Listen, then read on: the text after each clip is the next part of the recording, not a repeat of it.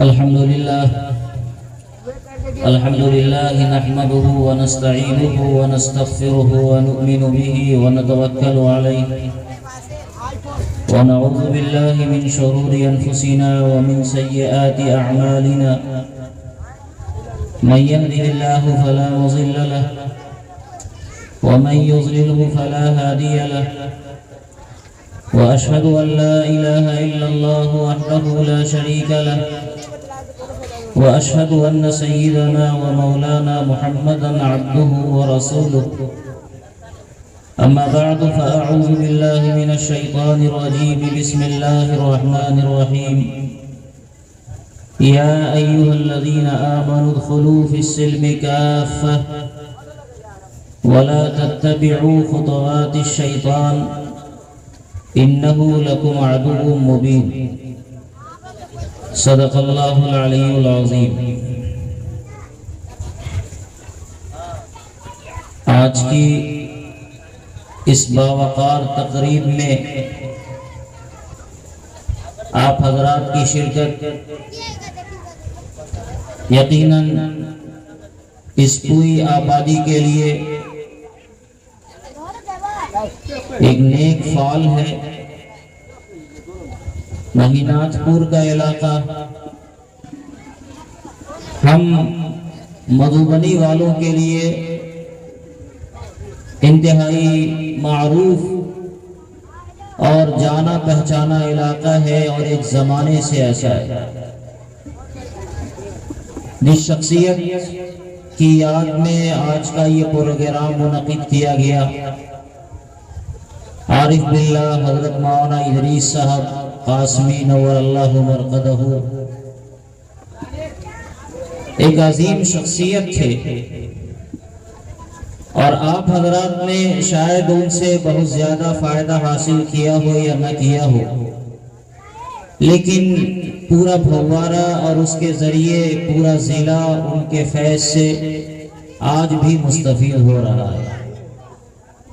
اور اسی زمانے سے ہم لوگوں کی نگاہ میں مہینات پور ایک عظیم بستی کی شکل میں ذہن و دماغ میں موجود ہے۔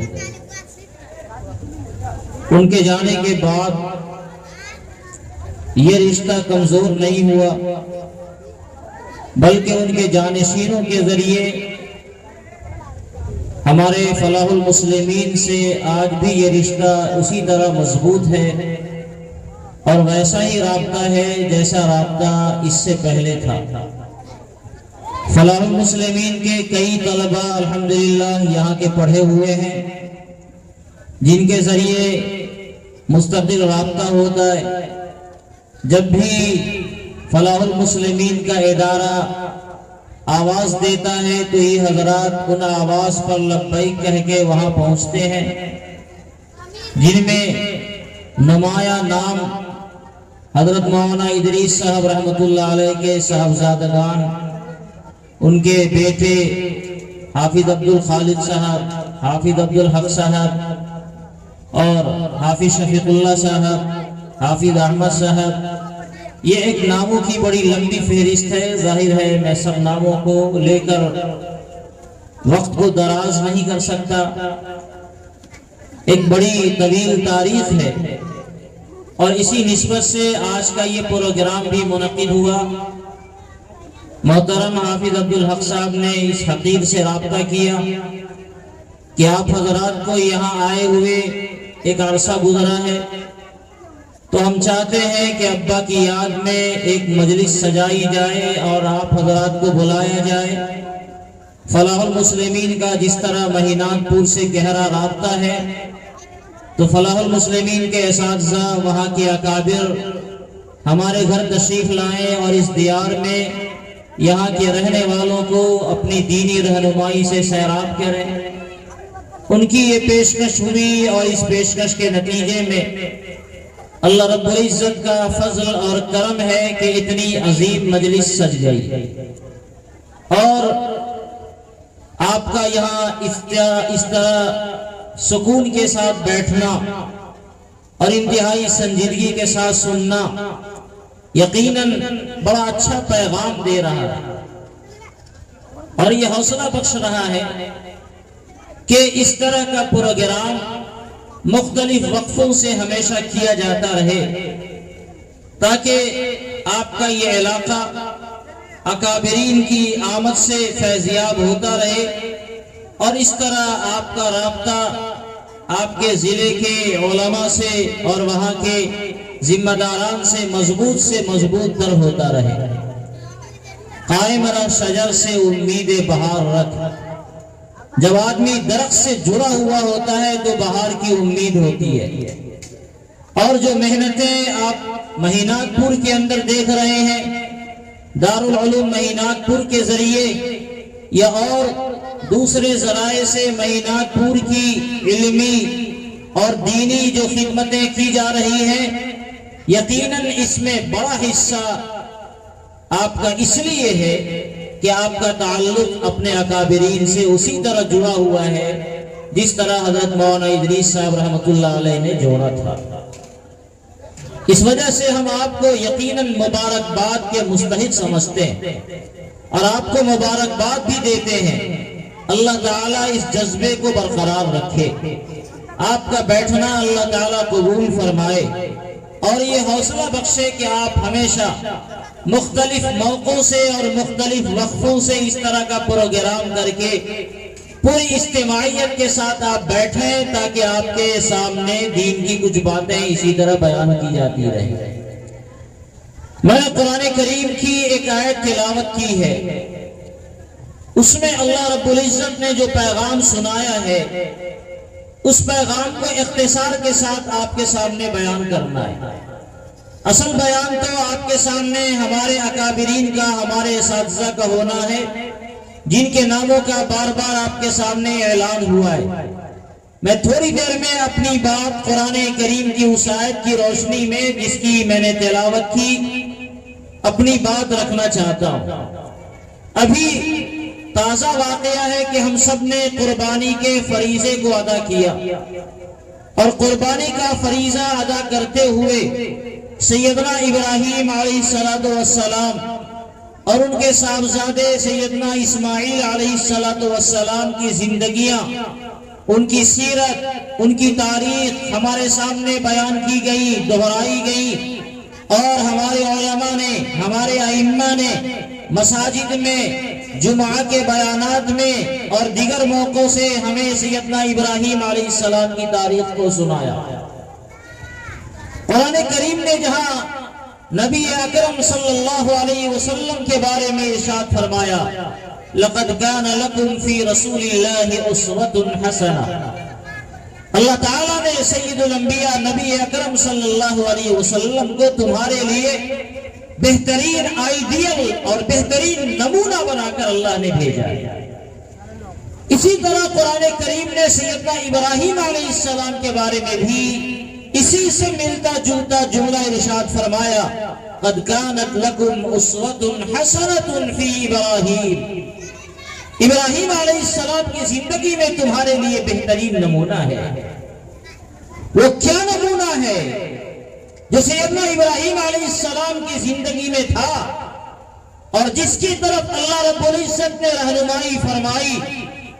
جب سیدنا ابراہیم علیہ السلام کی تاریخ کو ہم نے دہرایا ہے اور ان کی زندگیوں کو ہم نے دوبارہ اپنی زندگیوں میں زندہ کیا ہے، تو ایسے موقع سے ان کی تاریخ جو آپ کے ذہن و دماغ میں ہے اس کو مستحضر کرنے کی بھی ضرورت ہے، اور پھر اپنے دماغ میں مستحضر کرنے کے بعد اس زندگی سے سبق حاصل کرنے کی ضرورت ہے، اور پھر اس زندگی سے سبق حاصل کر کر اسے اپنی زندگی میں اپلائی کرنے کی اور اسے نافذ کرنے کی بھی ضرورت ہے۔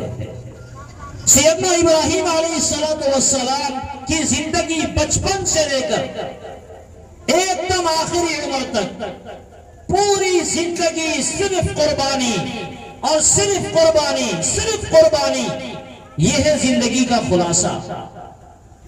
اللہ تعالیٰ نے جہاں انہیں جو حکم عطا فرمایا، اس حکم پر انہوں نے اپنے آپ کو مکمل کھڑا کیا۔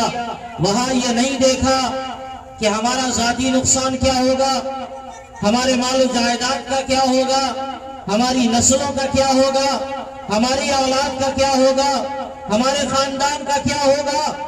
سیدنا ابراہیم علیہ السلام نے ان چیزوں کو نہیں دیکھا اور اس کو محسوس نہیں کیا۔ اللہ تعالیٰ نے حکم دیا کہ پورے سماج کے خلاف ایک اللہ کی وحدانیت کا اعلان آپ ڈنکے کی چوٹ کے ساتھ کریں۔ ساری دنیا اور ساری طاقتیں، ساری حکومتیں ایک طرف تھی، سیدنا ابراہیم علیہ السلام اکیلے ایک طرف تھے اور انہوں نے کہا کہ تمہارا معبود ایک اللہ ہے۔ ساری دنیا کے سارے مذہبوں کا یہی وہ پیغام ہے جو سیدنا آدم علیہ السلام سے لے کر ہمارے اور آپ کے آخری نبی جناب محمد رسول اللہ صلی اللہ علیہ وسلم لے کر تشریف لائے، اور سب نے اسی بات کا پیغام سنایا دنیا والوں کو کہ اے لوگو اعبدوا اللہ ما لکم من الہ غیرہ، ایک اللہ کی عبادت کرو، اس ذات کی عبادت کرو جس نے زمین، سورج، چاند، ستارے، آسمان، بحر و بر اور یہ کائنات کی ساری چیزوں کو بنانے والا، اس کو پیدا کرنے والا، اس کو چلانے والا اور سارے نظام کو سنبھالنے والا ہے۔ جب تک اس کا ارادہ ہوگا یہ نظام چلے گا۔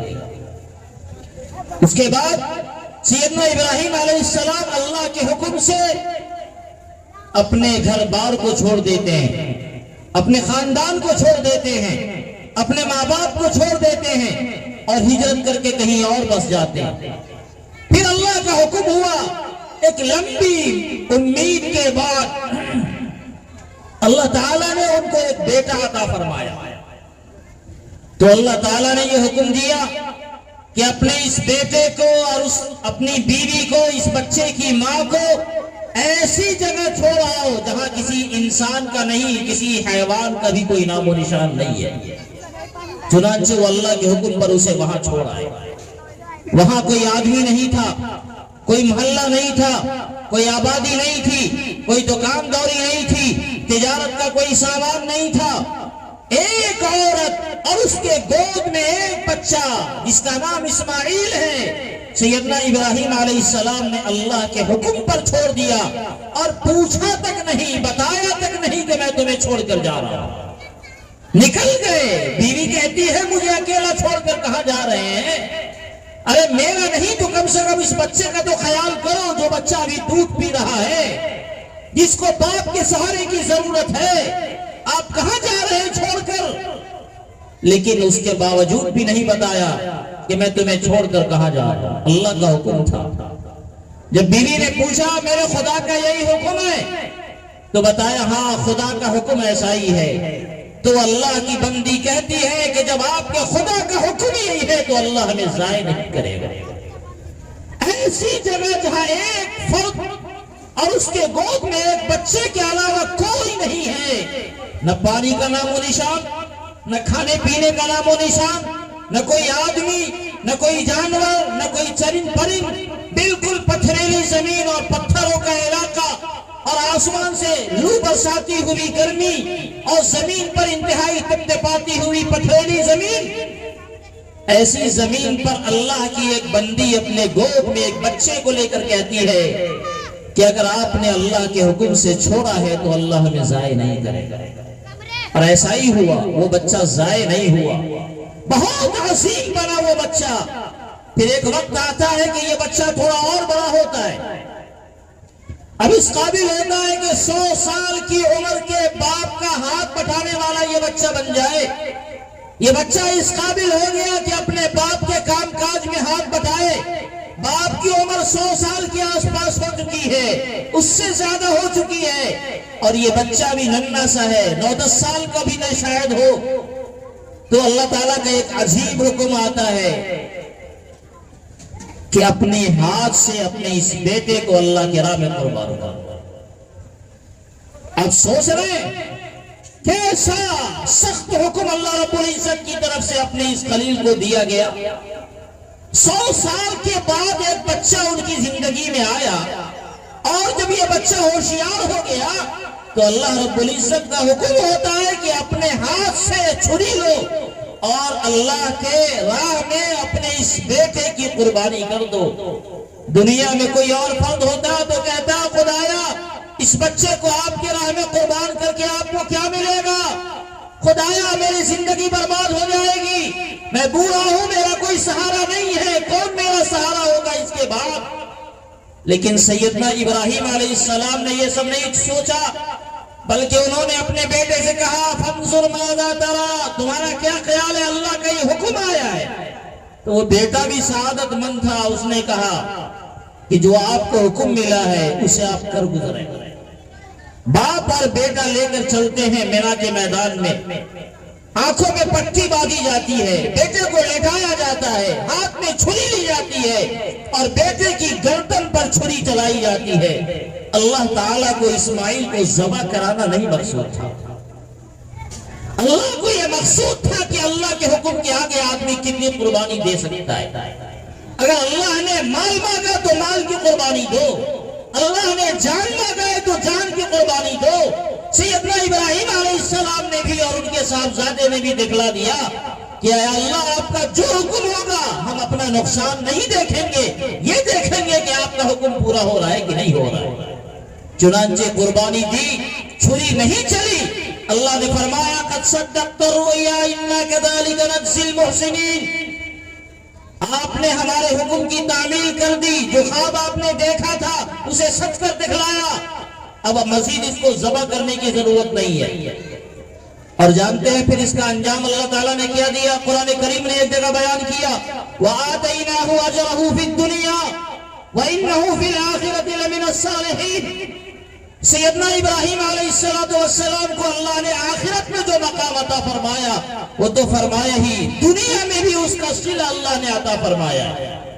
کیا صلہ ملا دنیا میں؟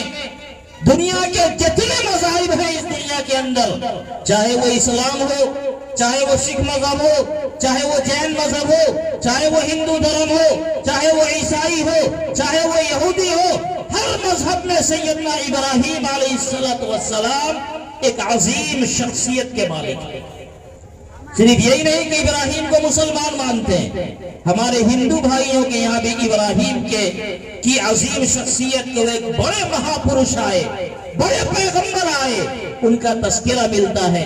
اور میں سمجھتا ہوں شاید ابراہیم کے نام پر ہی ہمارے ہندو بھائیوں کے بعض قبیلوں کے نام بھی ہیں۔ یہ مقام اللہ رب العزت نے عطا فرمایا۔ پوری زندگی کی قربانی کا خلاصہ یہ ہے کہ ہماری کوئی مرضی نہیں، ہمارا کوئی اختیار نہیں، ہماری اپنی کوئی پسند نہیں۔ قل ان صلاتي ونسكي ومحياي ومماتي للہ رب العالمین، یا اللہ میری نماز بھی، میرا روزہ بھی، میرا جینا بھی، میرا مرنا بھی، یہ سب آپ کے لیے ہے، یہ زندگی آپ کے لیے ہے۔ پیدا کس نے کیا؟ ایک ذات نے پیدا کیا جو عرش کا مالک ہے، اس ذات نے پیدا کیا جو کائنات کے ہر ذرے ذروں کا مالک ہے۔ اور جب اس ذات نے پیدا کیا تو اسی ذات کی عبادت ہوگی، اسی ذات کے لیے یہ زندگی ہے، اسی ذات کے لیے یہ مرنا ہے۔ اور حضرت ابراہیم علیہ السلام نے اپنی زندگی سے دنیا والوں کو یہ سبق دیا کہ لوگوں جب اللہ کا حکم جیسا ہے اس حکم کے مطابق آپ کو اپنی زندگی گزارنی ہے، اور اسی حکم کا نام اسلام۔ جو اسلام ہمارے سامنے آیا یہ اسلام اسی بندگی کا نام ہے۔ اسلام نماز اور روزے کا نام نہیں، اسلام صرف حج اور زکوٰۃ کا نام نہیں، اسلام صرف داڑھی اور ٹوپی کا نام نہیں۔ اسلام نام ہے کہ بندہ اپنی زندگی کو اللہ رب العزت کے سامنے ایسا جھکا دے کہ جو رب کی مرضی وہی ہمارا کام، مرضی مولا اذهب اولا، یا اللہ آپ کی جو مرضی ہوگی وہی کام ہم کریں گے، اسی کے ہم پابند ہوں گے۔ ہماری اپنی کوئی خواہش نہیں چلے گی، ہمارا کوئی اپنا ارادہ نہیں چلے گا۔ ماں باپ ایک طرف بلاتے ہیں اور رب ذوالجلال دوسری طرف بلاتے ہیں، تو ہم جائیں گے رب ذوالجلال کی طرف، اپنے ماں باپ کی طرف نہیں جائیں گے۔ ساری دنیا ایک طرف دعوت دیتی ہے اور ہمارا خدا ہمیں دوسرے راستے کی تلقین کرتا ہے، تو ایک بندے مومن کی ذمہ داری ہے کہ وہ بندہ اس راستے پر چلے جو راستہ اللہ رب العزت نے بتایا، جس راستے پر اللہ رب العزت انسانیت کو بلا رہا ہے، اس راستے پر بندہ چلے، تبھی وہ بندہ صحیح معنی میں مسلمان ہوگا۔ اور اگر اس اسلام کا خلاصہ ہم کریں، اکابرین نے اسلام کا خلاصہ کیا ہے تو اس کو 5 شعبوں میں بانٹا ہے. اختصار کے ساتھ آپ اسے سن لیں، میری بات ختم. اسلام کے 5 شعبے ہیں. ان 5 شعبوں میں اپنی زندگی کا جائزہ ہر فرد کو لینے کی ضرورت ہے کہ ہماری زندگی ان 5 شعبوں کے مطابق گزر رہی ہے کہ نہیں گزر رہی ہے. سب سے پہلا شعبہ اور اس کا سب سے پہلا دروازہ کہیں اسلام کا عقیدہ ہے. ہمارے عقیدے صحیح ہونے چاہیے. اسلام بعض چیزوں کو ماننے کی تلقین کرتا ہے. کیا عقیدہ ہونا چاہیے؟ ایمان مفصل میں ہم لوگ پڑھتے ہیں، بچوں کو پڑھاتے ہیں، آمنت باللہ وملائکتہ وکتبہ ورسلہ والیوم الآخر والقدر خیرہ وشرہ من اللہ تعالی والبعث بعد الموت. یہ وہ عقیدہ ہے جو مدرسے میں پڑھنے والے ایک ایک بچے کو یاد ہے. اس عقیدے کو سمجھنے کی ضرورت ہے. میں ایمان لایا اللہ پر، اللہ تعالیٰ ایک ہے، اللہ ہی خالق ہے، اللہ ہی مالک ہے، اللہ ہی پیدا کرنے والا ہے، اللہ ہی موت دینے والا ہے، اللہ ہی شفا دینے والا ہے، اللہ ہی بیماری دینے والا ہے، اللہ ہی زندگی بخشنے والا ہے. زمین اور آسمان کے نظام کو اللہ ہی چلاتا ہے، سورج اور چاند کو اللہ ہی نکالتا ہے اور اللہ ہی ڈباتا ہے، اور اللہ اسی زندگی کو جلا رہا ہے، اور جب چاہے گا تو اس زندگی کو اللہ فنا کرے گا. اس کی تمام ذات و صفات کے ساتھ اللہ تعالیٰ پر ایمان لانا جو شریعت نے ہمیں تلقین کیا. اس کے رسول پر ایمان لانا، سیدنا آدم علیہ السلام سے لے کر حضور اکرم صلی اللہ علیہ وسلم تک جتنے انبیاء کرام اس دنیا کے اندر تشریف لائے، چاہے وہ آدم ہو، چاہے وہ شیش ہو، چاہے وہ نوح ہو، چاہے وہ موسیٰ ہو، چاہے وہ یونس ہو یا اسحاق ہو یا یعقوب اور یوسف ہو یا سیدنا نبی اکرم جناب محمد رسول اللہ صلی اللہ علیہ وسلم ہو، جتنے انبیاء اس دنیا کے اندر تشریف لائے، منہم من قصصنا علیہ ومنہم من لم نقصص علیہ، جن کے واقعات اور حالات اسلام نے ہمیں بتائے یا جن کے نہیں بتائے، وہ سب اللہ کی طرف سے بھیجے ہوئے نبی ہیں، رسول ہیں، برحق ہیں، اور سب پر ہمارا ایمان. اللہ کی کتابوں پر ایمان، اللہ نے جو کتابیں آسمان سے اتاری اس پر ہمارا ایمان، اللہ کے فرشتوں پر ہمارا ایمان، بعث بعد الموت، مرنے کے بعد دوبارہ زندہ ہونے پر ہمارا ایمان، تقدیر پر ہمارا ایمان کہ اس پوری دنیا میں جو ہوتا ہے وہ رب کرتا ہے، رب کی مرضی سے ہوتا ہے. اس کی مرضی ہوگی تو درخت کا پتا ہلے گا، اس کی مرضی نہیں ہوگی تو نہیں ہلے گا. ہمیں چوٹ لگ گئی، دنیا کہتی ہے کہ تم نے ایسا کیا اس لیے چوٹ لگ گئی. مومن کہتا ہے رب کی مرضی تھی اس لیے ہمیں تکلیف پہنچی، رب کی مرضی تھی اس لیے ہمیں چوٹ لگ گئی. اور جب ایمان والا اللہ کی مرضی پر اپنے آپ کو حوالے کر دیتا ہے تو اسے تکلیف نہیں ہوتی. ایک آدمی کا انتقال ہو گیا، دنیا روتی ہے، ہائے میرا بیٹا چلا گیا، ہائے میرا بیٹا چلا گیا، میرا شوہر چلا گیا، میرا فلاں چلا گیا، میرا کیا ہوگا؟ ایمان والے کو اللہ نے سکھایا کہ یہ کہو اس کی موت آئی ہے تو اللہ تعالیٰ کے فیصلے سے آئی ہے. جب یہ تھا تو تمہاری زندگی گزر رہی تھی، اس کے چلے جانے کے بعد بھی تمہاری زندگی کا مالک وہی عرش عظیم کا مالک ہے. اس کے بعد تمہارا کچھ نہیں ہوگا، تمہارا مالک اللہ ہے.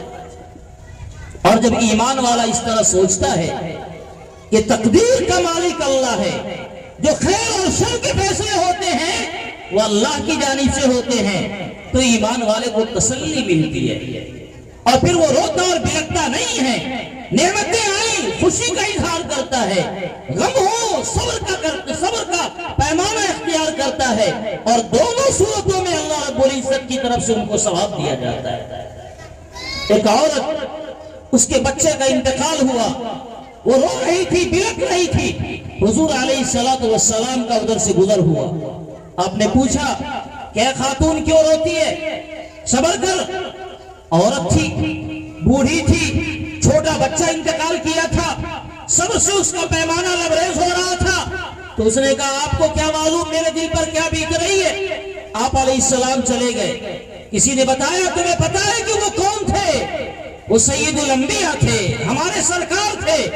ابھی اس عورت کو تھوڑا تنبہ ہوا، دوڑی ہوئی حضور کے دربار میں گئی اور معافی مانگی کہ یا رسول اللہ میں نے آپ کو پہچانا نہیں.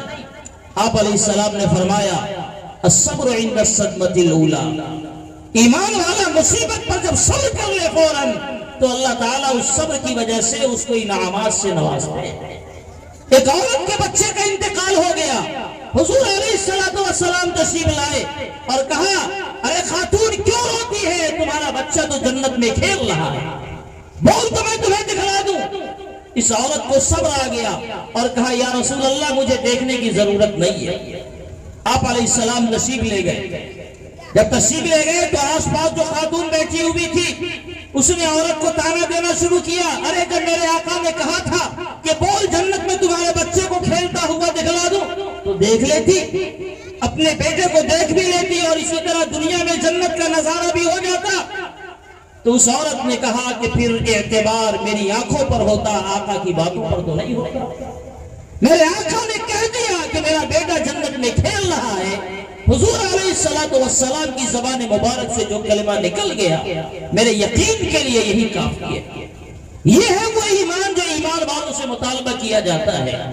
ایمان والوں کو کہا جاتا ہے کہ ساری دنیا ایک طرف اور آپ کے آقا نے نبی اکرم صلی اللہ علیہ وسلم نے جو بتایا وہ ایک طرف، اس میں جو صداقت ہوگی وہ صداقت دنیا کی کسی چیزوں میں نہیں ہو سکتی ہے۔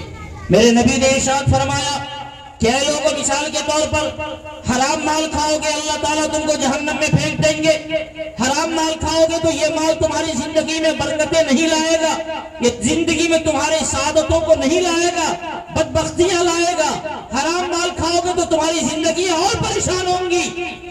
اب ایمان والا دیکھتا ہے کہ لوگ رشوت کا مال لے رہے ہیں، سود کا مال لے رہے ہیں، ٹیبل کے نیچے سے مال لے رہے ہیں اور ان کی زندگیوں میں بظاہر ترقی ہے، لیکن ایک بندہ مومن سمجھتا ہے کہ جب میرے آقا نے منع کیا ہے تو اس کا مطلب یہ ہے کہ اس کے رک جانے میں ہی بھلائی ہے۔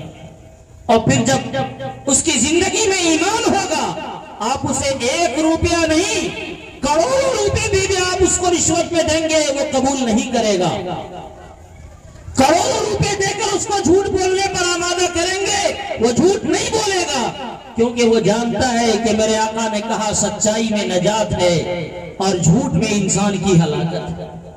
یہ ہے ایمان جو اللہ نے اور اللہ کے رسول نے ہم سے مطالبہ کیا۔ دوسرا ہے عبادات کا پہلو۔ عبادات میں یہ ہے کہ شریعت نے جتنی عبادتیں آپ کے ذمہ جیسے جس وقت میں جہاں فرض کیا ان عبادتوں کو کرنا آپ کی ذمہ داری ہے۔ نماز پڑھنے کا شریعت نے حکم دیا نماز پڑھیں گے، روزہ رکھنے کا حکم دیا روزہ رکھیں گے، حج کرنے کا حکم دیا حج کریں گے، زکوٰۃ ادا کرنے کا حکم دیا زکوٰۃ ادا کریں گے، قربانی کرنے کا حکم دیا قربانی کریں گے۔ جب کہا شریعت نے روزہ رکھو روزہ رکھنا عبادت، جب کہا روزہ نہیں رکھو نہیں رکھنا عبادت، جب کہا نماز پڑھو نماز پڑھنا عبادت، اور جب شریعت نے منع کر دیا کہ اب نماز نہیں پڑھو تو نہیں پڑھنا عبادت۔ ہماری زندگیوں میں عبادتیں آنی چاہیے۔ ایمان والا صرف نام کا مسلمان نہیں ہوتا ہے بلکہ ایمان والی کی زندگی میں عبادتیں ایسی ہوتی ہیں جیسے اس کی زندگی میں کھانا اور پینا۔ بغیر کھانے پینے کے انسان زندہ نہیں رہے گا اور اللہ کی اطاعت کے بغیر ایک مومن بھی زندہ نہیں رہ سکتا ہے۔ بغیر پانی کے مچھلی زندہ نہیں رہ سکتی اور ایک مومن مسجد کے بغیر زندہ نہیں رہ سکتا ہے۔ منادی مسجد کا حی علی الصلاۃ کہہ رہا ہے، حی علی الفلاح کہہ رہا ہے، اور ہماری مسجدیں ایک صف آدھے صف اور سارے حضرات کوئی ہوٹلوں میں ہیں، کوئی کام پر ہیں، کوئی کھیت میں ہیں، کوئی گھروں میں ہیں۔ ہماری ماں بہنیں کوئی ٹینشن نہیں، ماں بہنوں کو تو اور مسئلہ نہیں، بچہ بار بار پیشاب کر دیتا ہے، گھر میں کھانا بنانا پڑتا ہے، شوہر ناراض سسر ناراض دیور ناراض فلاں ناراض تو فلاں ناراض۔ میری ماں بہنوں آپ کو سب کی ناراضگی کا فکر ہے، اگر فکر نہیں ہے تو اللہ رب العزت کی ناراضگی کی فکر نہیں۔ کوئی بہانے کل قیامت میں کام نہیں آئیں گے اگر آپ نے اللہ کی اطاعت نہیں کی۔ کل جب قیامت میں اللہ کے یہاں ہم سب کو جمع ہونا ہوگا اور بلایا جائے گا مہینات پور کے لوگوں آؤ، جب مؤذن نے حی علی الصلاۃ کی صدا لگائی تھی تو آپ نے نماز کیوں نہیں پڑھی؟ آپ کہیں گے ہم تو مزدور تھے، کام کر رہے تھے، چھٹی نہیں ملی۔ کوئی عورت کہے گی ہمارے گود میں بچہ تھا، اس کے کھلانے پلانے اور اس کی دیکھ ریکھ سے ہمیں چھٹی نہیں ملی۔ کوئی عورت کہے گی ہمارا شوہر ظالم تھا اور اور اس سے ہمیں چھٹی نہیں ملی تو یہ ساری چیزیں کام نہیں آئیں گی. اے بابو بند کرو، بند کرو، یہ چیزیں کام نہیں آنے والی. اس لیے عبادات میں بھی اپنے آپ کو مکمل طور سے اتارنے کی ضرورت ہے. تیسری چیز معاملات. جو لوگ نماز پڑھتے ہیں، روزہ رکھتے ہیں، وہ سمجھتے ہیں کہ ہم نے اللہ تعالیٰ پر بڑا احسان کر دیا اور ہمارا اسلام مکمل ہو گیا، ہم سے زیادہ کوئی پارسا نہیں، ہم سے زیادہ کوئی عبادت گزار نہیں. عبادات اور عقائد کا تعلق تو اللہ تعالیٰ سے ہے. شریعت نے یہ حکم دیا کہ سارے معاملات بھی اسلام کی روشنی میں ادا کیے جائیں اور معاملات کا تعلق انسانوں سے ہے. آپ کسی سے کوئی سودا لے دے کر رہے ہیں، دکاندار ہیں آپ، اور آپ نے 1 کلو سبزی آپ کو تولنی تھی، آپ نے کیا کیا؟ بٹخرے میں اندر میں چھید کر دیا اور 1 کلو کے بجائے 950 گرام دے رہے ہیں اور پیسہ لے رہے ہیں 1 کلو کا. آپ چاول تول رہے ہیں اور ہاتھ میں آپ نے ترازو اٹھاتے ہوئے ڈنڈی مار دی اور پیسہ لے رہے ہیں آپ 1 کلو کا. آپ نے گاہکوں کو بتایا کہ یہ سامان سب سے عمدہ قسم کا ہے اور پیسہ آپ نے لیا عمدہ کا اور دے رہے ہیں گھٹیا. اسلام یہ کہتا ہے کہ یہ چیزیں تمہارے لیے جائز نہیں ہے. ایک مسلمان سب کچھ ہو سکتا ہے، وہ دھوکے باز نہیں ہو سکتا ہے. معاملات کا وہ پکا ہوگا. آپ نے ایک سامان کسی سے بیچا 10,000 روپے میں، آپ کا معاہدہ اس سے طے ہو گیا، بیانہ بٹا ہو گیا. اب ایک دوسرا بندہ آ رہا ہے کہ میں اس سامان کو 1 لاکھ روپے میں دیتا ہوں. اگر آپ کے ذہن و دماغ میں ایمان کی اہمیت ہوگی تو 10,000 کے بعد 1 لاکھ نہیں 10 لاکھ روپے لے کر بھی اگر کوئی آئے گا تو آپ کا ایمان نہیں ڈگمگائے گا. یہ ایمان کہتا ہے، یہ اسلام کہتا ہے. اور جس کے دل میں ایمان نہیں ہو، اس نے 10,000 کا معاملہ کیا، اگلے بندے نے پھینک دیا 20,000 میں مجھے دے دو، تبھی 10,000 والے سے بہانے کرے گا میں تم سے نہیں بیچتا، ایسا ہو گیا ویسا ہو گیا، اور اس سے معاملہ توڑ کر 20,000 والے سے کر لے گا. یہ بے ایمانی ہے. شریعت کہتی ہے معاہدہ کرو تو معاہدے کے پاس داری کا خیال رکھو، معاہدے کے پابند رہو. جب تم نے ایک سے معاہدہ کر لیا اور جب تک اس سے کسی معقول بنیاد پر وہ معاہدہ نہیں ٹوٹتا ہے، اب تمہارے سامنے 10 لاکھ کا بھی آفر آوے تو اس 10 لاکھ کو نہیں دیکھو. گردن تو ایمان والے کی کٹ سکتی ہے، اس کی زبان نہیں پھر سکتی. یہ شریعت کی تعلیم ہے. شریعت نے یہ تلقین کی ہمیں کہ خبردار کسی سے معاہدہ کرتے ہوئے جھوٹ نہیں بولنا ہے. کوئی وعدہ کرو تو وعدے کا پورا خیال رکھو. کسی کی امانت لو تو امانت کو مکمل طریقے سے واپس کرو. ان اللہ یامرکم ان تؤدوا الامانات الی اہلھا. معاملات کا ایک لمبا باب ہے جو شریعت ہمیں سکھلاتا ہے، اور ایک ایمان والے کو ان تمام معاملات کے اندر، چاہے وہ معاملات خرید و فروخت کے ہوں، چاہے وہ معاملات نکاح و طلاق کے ہوں، چاہے وہ معاملات خزانت اور وراثت کے ہوں، یا چاہے وہ معاملات دنیا جہاں کی کسی اور چیزوں کے ہوں، ایمان والا معاملات میں شریعت کے اصول کو اپناتا ہے. اسی طرح ایک اور معاملہ ہے، ایک اور باب ہے اسلام کا، معاشرت. ہم سب ایک دوسرے کے ساتھ رہتے ہیں، اس میں ہمارے اپنے بھی ہیں اور اجنبی بھی ہیں. ماں باپ کے ساتھ، بھائی بھائی کے ساتھ، شوہر بیوی کے ساتھ، بیوی شوہر کے ساتھ، اولاد کے ساتھ، بھائیوں کے ساتھ، قرابت داروں کے ساتھ، اجنبیوں کے ساتھ، ایک دوسرے کے ساتھ رہنے سہنے کا اتفاق ہوتا ہے. دنیا کو یہ غلط فہمی ہے کہ مسلمان ظالم ہوتے ہیں، حالانکہ اسلام نے یہ سکھایا کہ جو تمہارا پڑوسی ہے، چاہے وہ پڑوسی مسلمان ہو چاہے ہندو ہو، اس کا بھی تمہاری ذمہ داری اتنی ہے جتنی ذمہ داری تمہاری اپنے ذات کی ہے. وہ مسلمان نہیں ہے جو پیٹ بھر کھائے اور اس کے بغل میں اس کا جو پڑوسی ہے وہ بھوکا سو جائے، وہ مسلمان نہیں ہے. اسلام کہتا ہے معاشرت کے آداب میں کہ اگر تم گھر میں سبزی بناتے ہو تو ذرا پانی زیادہ ڈال دیا کرو تاکہ تمہاری یہ سبزی تمہارے اڑوس پڑوس میں رہنے والے کسی غریب کے بھی کام آ سکے. یہ نہیں کہ آپ کے پاس ہے تو سارا آپ کی چٹ کر جائے اور آپ کے بغل میں جو پڑوسی ہے اس پڑوسی کا کوئی خیال نہیں. معاشرت یہ نہیں کہتی. اسلام یہ کہتا ہے المسلم من سلم المسلمون من لسانه ويده المؤمن من امنه الناس. ایمان والا وہ ہوتا ہے کہ جس سے کسی مسلمان کو نہیں، کسی انسان کو بھی ایک کانٹا نہیں چبھے. ہم گالن گلوچ کرتے ہیں، دوسروں کو ستا دیتے ہیں، چاہے وہ کوئی بھی ہو، سمجھتے ہیں کہ ہم بڑے ہو گئے۔ اسلام نے منع کیا، خبردار خبردار، کبھی تمہاری ذات سے، تمہاری زبان سے، تمہارے ہاتھ سے کسی کو کانٹا نہیں چبھنا چاہیے۔ ایک مرتبہ مدینہ منورہ میں واقعہ لمبا ہے، میں اختصار کے ساتھ بیان کروں۔ سب سے پہلے خلیفہ سیدنا صدیق اکبر رضی اللہ تعالی عنہ رات میں مدینے کی گلیوں میں وہ چل رہے تھے تو ننگے پاؤں چل رہے تھے، پاؤں میں چپل نہیں تھا، جوتا نہیں تھا۔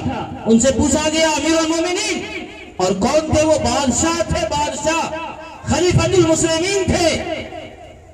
ان سے پوچھا گیا حضرت آپ تو بادشاہ ہیں، پورے عالم اسلام کے بادشاہ ہیں، لیکن یہ کیا کہ آپ ننگے پاؤں چل رہے، کیا آپ کے پاس چپل نہیں ہے؟ انہوں نے فرمایا کہ میرے پاس چپل تو ہے، لیکن رات میں چپل پہن کر چلنے میں چپل سے چلنے کی آواز آتی ہے۔ آپ بھی دیکھیں کہ ہر طرف سناٹا ہو اور آپ چلیں گے تو آپ کے چلنے کی آواز آئے گی، اور چپل پہنے تو اس میں اور زیادہ آواز آتی ہے۔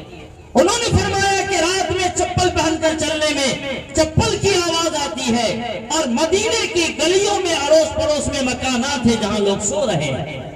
میرا دل گوارا نہیں کرتا کہ میری چپل سے کسی کی نیند کھل جائے، چپل کی آواز سے کسی کی آنکھ کھل جائے اور اس کے نیند میں خلل ہو جائے، یہ میرا دل گوارا نہیں کرتا، کیونکہ میرے آقا نے فرمایا ہے المسلم من سلم المسلمون من لسانہ ویدہ۔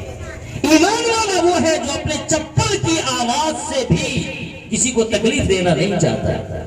یہ ہے معاشرت کے اصول، یہ ہے شریعت میں رہنے سہنے کے اصول جو انسانیت کو بتائے کہ تمہیں ساتھ رہنا ہو، شوہر ہے تو بیوی پر ظلم کرے گا نہیں، خبردار، بیوی کے ساتھ انتہائی پیار اور محبت کا معاملہ کرنا ہے۔ گلاس میں وہ جہاں سے پانی پیے کوشش کرو کہ تم بھی وہیں سے پانی پیو۔ وہ اگر کھانا کھا رہی ہے اپنے ہاتھ سے لقمہ اٹھاؤ اور بیوی کے منہ میں ڈالو، دنیا کہے گی مولوی پاگل ہو گیا ہے، مولوی سناتا ہے کہ یہ میرے آقا کا فرمان ہے۔ یہ ہے شریعت کا اصول۔ اور دنیا کیا ہے؟ بیوی ہے تو وہ پاؤں کے نیچے رہے گی، ہر وقت اس پر ظلم کرو، کھانے میں نمک زیادہ ہو گیا اس کے لیے پٹائی، کھانا وقت پر نہیں بنا اس کے لیے پٹائی، چائے میں ذرا سا چینی تیز ہو گئی اس کے لیے پٹائی۔ ارے وہ تو سینے سے لگانے والی چیز تھی جس کو آپ نے مظلوم بنا دیا۔ شریعت کہتی ہے تمہارے ماں باپ ہیں، اس کا یہ حق ہے، اف تک تمہیں نہیں کہنا ہے، وَلَا تَقُلْ لَهُمَا اف، ماں باپ کے سامنے آنکھ اٹھا کر بات کرنا، ماں باپ کو برا بھلا کہنا، ماں باپ کو مارنا پیٹنا، یہ تو بہت دور کی بات ہے۔ اسلام یہ بتاتا ہے کہ اپنے ماں باپ کو اف، ایک چھوٹا سا کلمہ یہ بھی نہیں کہنا ہے، خدا نخواستہ اس سے کہیں تکلیف نہ ہو جائے۔ یہ ہے معاشرت کے اصول۔ ایک اور آخری باب ہے اسلام کا، اخلاق کا باب۔ معاشرت میں یہ ہے کہ عدلے کا بدلہ ہوتا ہے، لیکن اخلاق کا باب اس سے عظیم ہے۔ اس اخلاق کے باب میں یہ ہے کہ اگر آپ مجھے توڑنا چاہتے ہیں تو میں آپ کو جوڑنے کا کام کروں۔ یہ نہیں کہ آپ نے مجھے گالی دی تو میں بھی آپ کو گالی دوں۔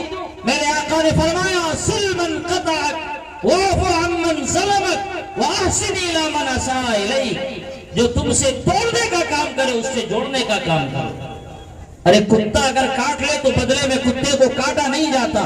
کسی نے تمہیں ایک لاٹھی مار دی تو ایک لاٹھی اگر تم بھی مار دو گے، یہ کون سی انسانیت ہے؟ انسانیت تو یہ ہے کہ اگر تمہیں کوئی ستاتا ہے تو اس کے بدلے تم انہیں پیار بھرے جملے کہو، انہیں مٹھائیاں بھیجو، کل ہو کر وہ تمہارے اخلاق سے متاثر ہو کر وہ تمہارا گرویدہ بن جائے گا اور تمہیں ستانا چھوڑ دے گا۔ سیدنا امام ابو حنیفہ رحمۃ اللہ علیہ کو ایک یہودی گالی دیتا تھا، خوب گالیاں دیا کرے، اور جب جب گالی دیا کرے تو حضرت امام صاحب رحمۃ اللہ علیہ مٹھائی کی ایک پیکٹ اس یہودی کے یہاں بھیج دیا کرتے تھے۔ نتیجہ کیا ہوا؟ ایک دن یہودی نے گالی دینا بند کر دیا۔ ایسے اخلاق ہوتے ہیں ایمان والوں کے۔ نبی اکرم صلی اللہ علیہ وسلم کا وہ واقعہ مشہور ہے، بھلے ضعیف حدیث سے ثابت ہے۔ آپ راہوں سے گزرتے تھے تو ایک خاتون اپنے گھر کا سارا کوڑا لا کر آپ کے گردن مبارک پر ڈال دیا کرتی تھی۔ آپ کے بدن پر اگر کوئی کوڑا ڈالے کیسا لگے گا؟ اور یہ روز کا معمول ہے۔ ایک دن کوڑا نہیں ڈالا گیا، 2 دن نہیں ڈالا گیا، میرے آقا نے پوچھا کہ اس بڑھیا کا کیا حال ہے جو روزانہ میرے بدن پر کوڑے ڈالتی ہے؟ کسی نے بتایا کہ وہ بڑھیا بیمار ہو گئی ہے، آپ نے اپنے ساتھیوں کو لیا، کہا چلو اس کی مزاج پرسی کر کے آتے ہیں۔ یہ ہے وہ اخلاق۔ وَإِنَّكَ لَعَلَىٰ خُلُقٍ عَظِيمٍ، جو تمہارے ساتھ دشمنی کرے اس کی طرف دوستی کا ہاتھ بڑھاؤ۔ سِلْمًا قَطَعَكَ وَاعْفُ عَمَّنْ ظَلَمَكَ، کوئی اگر تم پر ظلم کرتا ہے اسے معاف کر کے چلو۔ ضروری نہیں ہے کہ ظلم کا بدلہ ظلم سے ہم دیکھ لیں گے، ہم لاٹھی والے ہیں، ہم موچ والے ہیں، تم نے ایک لاٹھی ماری تو تمہارے خاندان کو نیست و نابود کر دیں گے۔ اسلام یہ نہیں بتاتا۔ اسلام یہ بتاتا ہے کہ کوئی ظلم کرے تو اس ظلم کا تقاضا یہ ہے کہ تم معاف کرو۔ سیدنا صدیق اکبر رضی اللہ تعالیٰ عنہ، ان کے ماتحت میں رہنے والے ایک صاحب تھے، ان سے غلطی ہوئی، غلطی ہونے کے بعد انہوں نے طے کر لیا کہ اب میں ان کو کھانا پینا نہیں دوں گا، میری پیالی میں کھاتا ہے اسی پیالی میں چھید کرتا ہے، میرے ساتھ رہتا ہے، میرا کھاتا ہے اور مجھے ہی برا بھلا کہتا ہے۔ قرآن کریم کی آیت نازل ہو گئی، وَلَا يَأْتَلِ أُولُو الْفَضْلِ مِنْكُمْ وَالسَّعَةِ أَن يُؤْتُوا أُولِي الْقُرْبَىٰ وَالْمَسَاكِينَ وَالْمُهَاجِرِينَ فِي سَبِيلِ اللَّهِ وَلِيَعْفُوا وَلِيَصْفَحُوا أَلَا تُحِبُّونَ أَن يَغْفِرَ اللَّهُ لَكُمْ۔ کتنے پیار بھرے انداز میں اللہ نے ابو بکر صدیق کو منایا کہ ابو بکر، اگر آپ کے ماتحت میں رہنے والا کوئی فرد کوئی غلطی کر بیٹھا ہے اور آپ اس سے ناراض ہو کر اس کا کھانا پانی بند کر رہے ہیں تو سنیے، یہ چیز آپ کو مناسب نہیں لگتی۔ اہل فضل کا یہ تقاضا نہیں ہے، بڑے لوگوں کا یہ تقاضا ہے کہ بچے اگر غلطی تھوڑی کر جائیں تو اسے معاف کر دیا جائے۔ الا تحبون ان یغفر اللہ لکم، کیا آپ نہیں چاہتے کہ اللہ تعالیٰ بھی آپ کے ساتھ معافی کا معاملہ کرے؟ تو صدیق اکبر نے کہا میں کیوں نہیں چاہوں گا۔ یہ ہے وَاعْفُ عَمَّنْ ظَلَمَكَ وَأَحْسِنْ إِلَىٰ مَنْ أَسَاءَ إِلَيْكَ، اور جو تمہارے ساتھ برائی کا معاملہ کرتا ہے احسن، اس کے ساتھ اچھائی کا معاملہ کرو۔ یہ اخلاق کے وہ نمونے ہیں جو اسلام ہمیں سکھاتا ہے۔ تو اسلام نے یہ 5 بنیادی باتیں ہمیں سکھلائی۔ ایک ایمان والے کو اپنی زندگی کا جائزہ لے کر یہ دیکھنا چاہیے کہ ان 5 باتوں میں ہم کتنے نمبر پا رہے ہیں۔ عقائد میں ہمارے عقیدے کیسے ہیں، عبادات میں ہماری صورتحال کیا ہے، معاملات میں ہماری صورتحال کیا ہے، معاشرت میں ہم کتنا نمبر حاصل کر رہے ہیں، اور اخلاق میں ہمارا کیا پیمانہ ہے۔ اگر آپ نے ان چیزوں کو دیکھ لیا اور اس میں کامیاب نمبر مل گئے تو سچے پکے مومن کہلانے کے آپ حقدار ہیں۔ اور اگر اس میں کہیں بھی آپ فیل ہیں تو نام کے آپ مسلمان ہو، نام کے عبداللہ ہو، نام کے عبد الرحیم ہو، مگر اللہ کی نگاہ میں آپ پکے مومن نہیں ہے، یاد رکھیے۔ اس لیے میرے بزرگوں اور دوستو، یہ جو اختصار کے ساتھ قرآنی آیت کا میں نے مفہوم سمجھایا کہ اے ایمان والو، پورے اسلام میں پورے طور پر داخل ہو جاؤ اور شیطان کی اتباع نہ کرو، اس مفہوم کو ذہن میں رکھیے، اس کی تفصیلات کو ذہن میں رکھیے اور اپنی زندگیوں میں اسے اپنانے کی کوشش کیجئے۔ اللہ تعالیٰ کہنے سننے سے زیادہ ہم سب کو عمل کی توفیق عطا فرمائے۔ آمین۔ وآخر دعوانا الحمدللہ رب العالمین۔